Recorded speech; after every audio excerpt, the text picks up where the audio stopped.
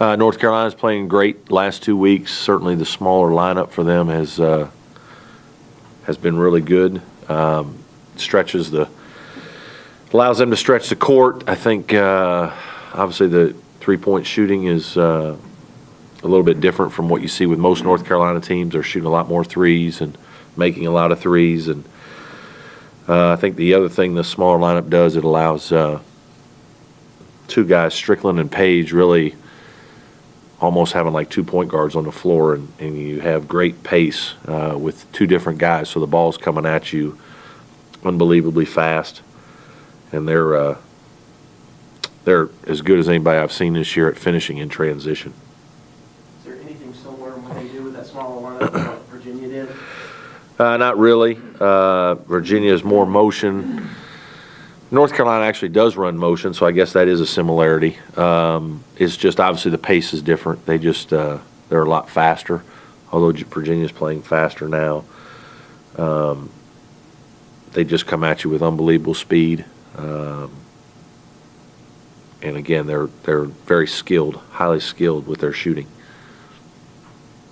Is there any one particular player you have to key on or watch with? No, not really. I think because Page and Strickland can both bring it with speed. There's two guys in transition to stop the ball, which is hard. And then Bullock's an incredible three-point shooter. Harrison's a very good three-point shooter. So you got two wings out there that can knock shots down, and obviously McAdoo's very good inside and driving. He's an athletic power forward type center, in that he's not a guy who lays in the low post. He plays well at 15 to 18 feet from the basket and does a lot of things from there. Does your conversation with the players change at all for games like this? Because I realize that North Carolina means as much as a game against BC, but do you have to sort of talk them down and say, yeah, it's North Carolina, but it is just another team? Does that make sense? No, I don't think our guys really look at this as a lot different. I mean, certainly there'll be great energy in the building, but I think we've had some games this year, specifically recently, where we've had good crowds and good energy in the building. So I don't know that it's a lot different. What's the key to Jordan kind of blossoming now as a consistent scoring option? I think he's always been pretty confident. I think he just has a little more comfortable out there in different spots, a little bit better feel of what to do. And then just being out there longer and understanding our confidence in him to make some shots, make some plays, has allowed him to not second guess or think about things and just go be aggressive when he has opportunities. Has there been any kind of lingering effects with that getting poked in the eye? No, haven't noticed anything. He seems fine. He's been okay in practice the last couple of days, so he should be ready to go. Can you talk about this month a little bit? Everybody wants to kind of be getting gradually better and better and better. Well, I think we've, we don't have a lot to show for some play that's been okay, or really some plays have been pretty good. To be honest with you, we played pretty well against North Carolina State and Miami, and probably should have won both games and didn't do that. So the positive from that is, again, there's good play there. We're a team that, like a lot of teams, we play in spurts, sometimes better than others. The problem is, we have longer droughts than you can have and be successful. When we guard, when we are focused defensively and we defend at a high level, I think we're pretty good. When we don't defend very well because we don't score very well, it makes it really hard for us. And, kind of went Monday, I think it was Sunday and Monday, just kind of looked at box scores and stats and did a lot of thinking about our team, and really felt like probably 9 out of the 14 games we've defended well enough to win or have chances to win, and haven't been able to do that. About 5 of the games we really haven't.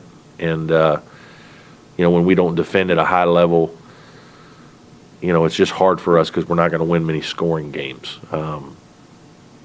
And out of the 9, I thought 8 of the games out of the 9, we probably should have won. Like, we defended very, very well. about 6 of them excellent. And we didn't win all those. But if you go back and look at the way the game was played, we probably had great chances to, and should have in a lot of cases. And so that's a little bit what we talked about, is making sure that we understand what gives us the best chance to win, and that's to defend at a high level.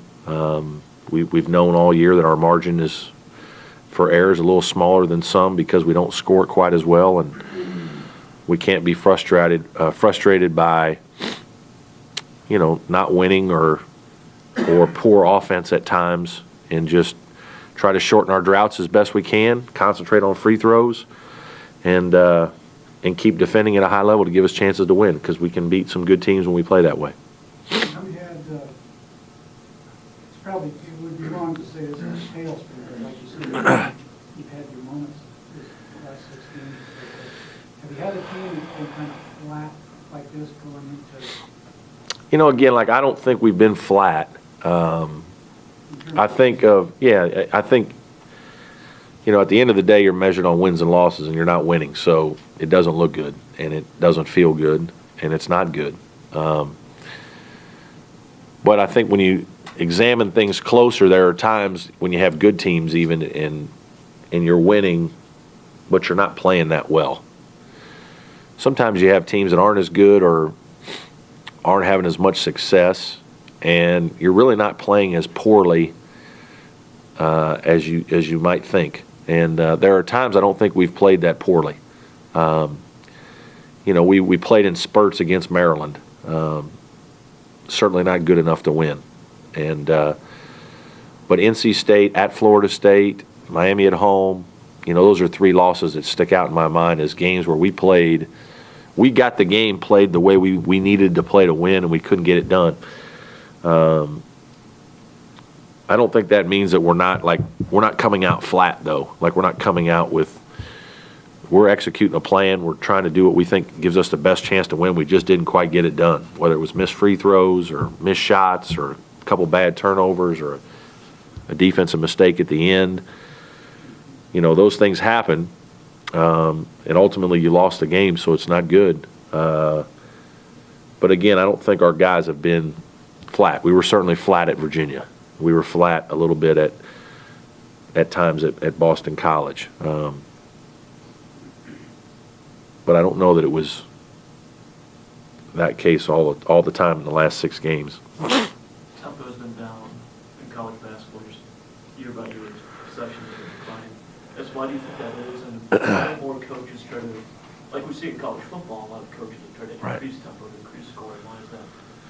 Possessions changing or turning over. Yeah, I don't know. We just with our, I can't speak to everybody, obviously, with our team, and our lack of scoring a little bit, we've certainly felt like our team plays a little better when we play a little slower sometimes, and to give ourselves a little bit better chance against teams that are a little more talented offensively, we're not going to play quite as fast all the time. We're just not going to do that. And I think that's part of it.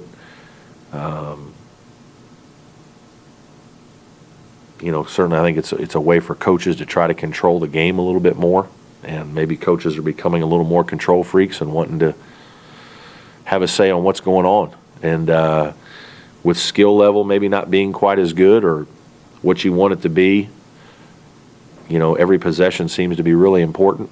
And so you try to maximize it by slowing things down and making sure you try to get what you want. That's probably true of the NBA as well. In some ways, in terms of guys maximizing possessions and making sure they get what they want, a lot of sets, and not as many just running up and down like in the 80s and 90s of the NBA. I think it's more controlling. Do you think you would become less so if you had more experience? Yeah, I think if I had a more experienced team, I certainly, we played faster my first year than we play this year. But, I had a little bit more, certainly had an older guard in DeMontez, and Andre was a junior, and Tanner was a junior, and So certainly, I think when you feel more comfortable with older players or guys you have a little more faith or trust or whatever you want to say, you're apt to let them make more decisions, during speed, in the middle of the game, make plays. Part